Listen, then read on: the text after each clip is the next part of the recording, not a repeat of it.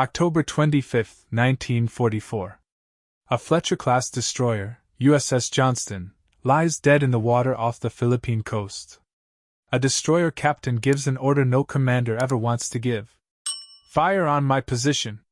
3 words that will save the war, and kill everyone aboard. The USS Johnston lies crippled in calm Pacific waters. Smoke pours from her shattered hull. Fires rage across 3 decks. The engine room is flooded. All power is gone. Captain Ernest E. Evans stands on the bridge, watching Japanese heavy cruisers close the distance.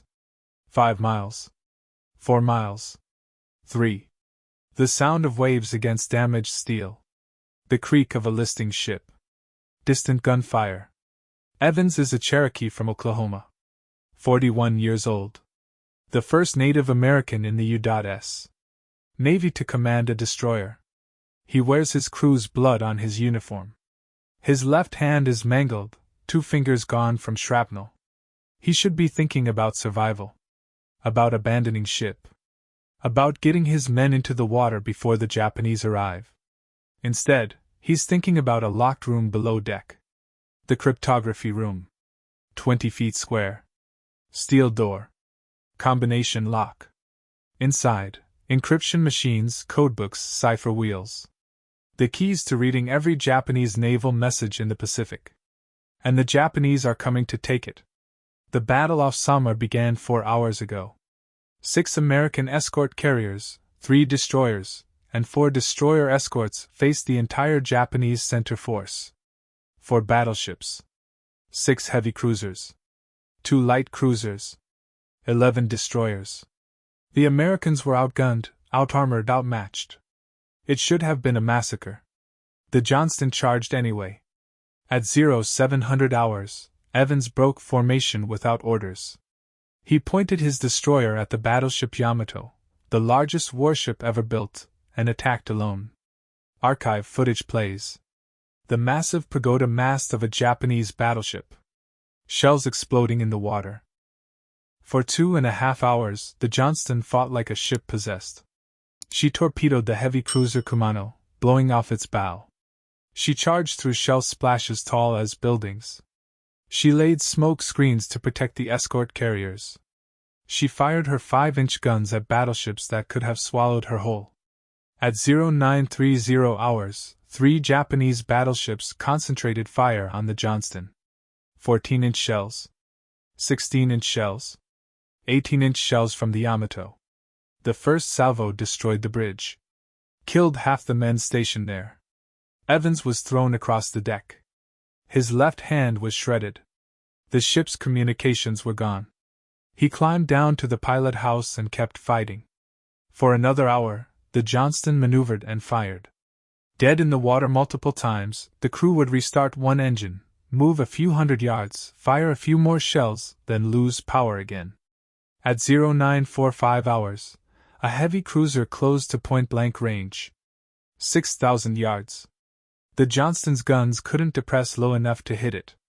The Japanese cruiser fired straight down into her. Shells penetrated the engine room.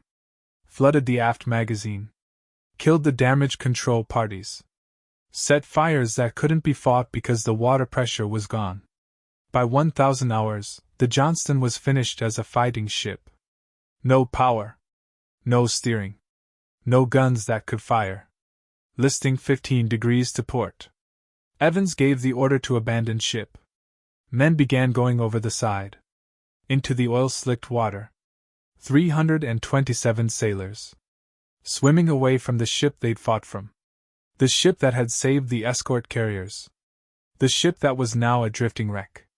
An elderly survivor would later say, "Captain Evans stayed on the bridge. We could see him up there. He didn't move. Just watching the Japanese ships getting closer." The Japanese heavy cruiser Haguro approached the Johnston. Curious. Cautious. The Americans had fought with a ferocity that demanded respect. Japanese sailors lined the rails of the cruiser, looking down at the crippled destroyer. An officer raised his hand in salute. Then the cruiser began to circle, preparing to send a boarding party. Evans watched from his bridge. He could see the Japanese sailors preparing boats. He knew what they would find. Below deck, in that locked room, sat the ECM Mark II. The electric cipher machine. The device that encrypted every American naval communication in the Pacific. If the Japanese captured it intact, they could read American fleet movements, convoy routes, submarine patrol areas, carrier strike plans. Thousands of Americans would die. Evans had scuttling charges. But they required power to detonate. He had no power. He had men trying to manually flood compartments. But the ship was settling slowly. The Japanese would board before she went down. He could see their boats in the water now. The sound of radio static. A voice breaking through. Evans still had one working radio. Battery powered. A handheld unit salvaged from the wreckage. He keyed the transmitter. Any friendly vessel. This is Johnston. I need immediate assistance. 3 miles away, the destroyer escort USS Samuel B. Roberts heard the call. She'd been sunk herself an hour earlier. Her survivors were in the water, watching. 4 miles north, the destroyer USS Herman was still fighting. Still laying smoke. Still harassing Japanese cruisers. Commander Amos T. Hathaway commanded the Herman. He heard Evans's voice on the radio. Recognized it immediately. A veteran would later recall.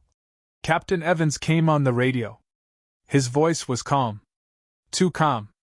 He said, I need you to torpedo my ship. Just like that. Like he was asking for a weather report. Hathaway couldn't believe what he was hearing. Torpedo a friendly ship? Torpedo the Johnston? Torpedo Ernest Evans? Negative, Johnston. We'll send boats. We'll tow you clear. Evans's response was immediate. No time. Japanese are boarding. We have crypto gear. Cannot allow capture. You must sink this ship now. Silence on the radio.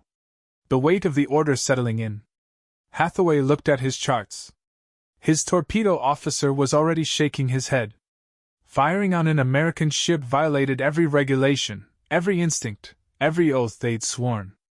But Evans was right.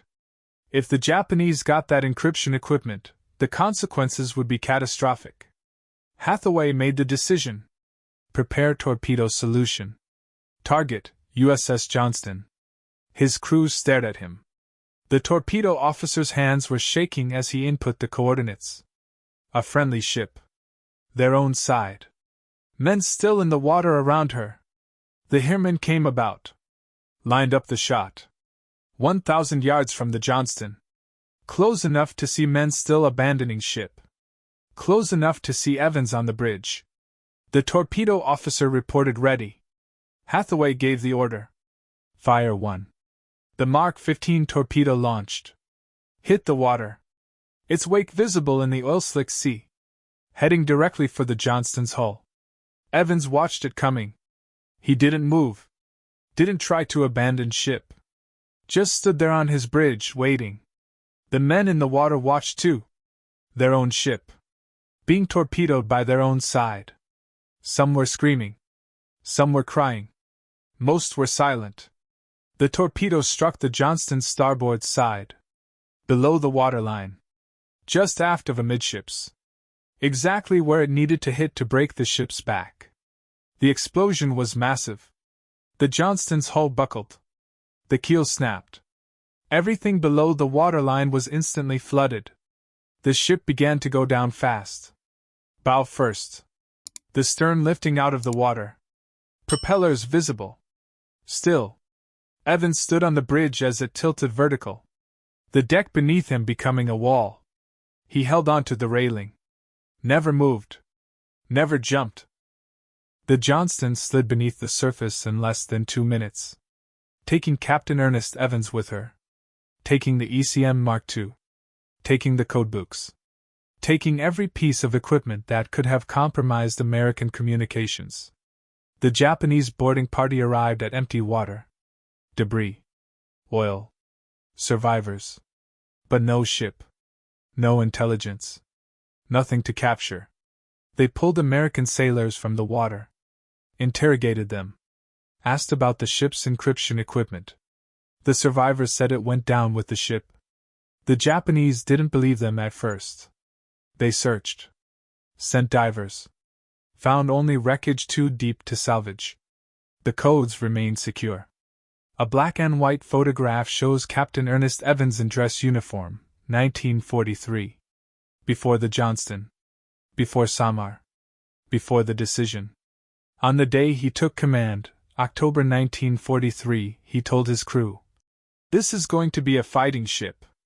I intend to go in harm's way. Anyone who doesn't want to go along had better get off right now." No one got off. 327 men sailed with Evans. 186 died in the battle. 50 more died in the water afterward, exposure, sharks, injuries. 141 survived. Every single one of them said the same thing in their debriefs. Captain Evans could have abandoned ship. Could have gone into the water with the crew.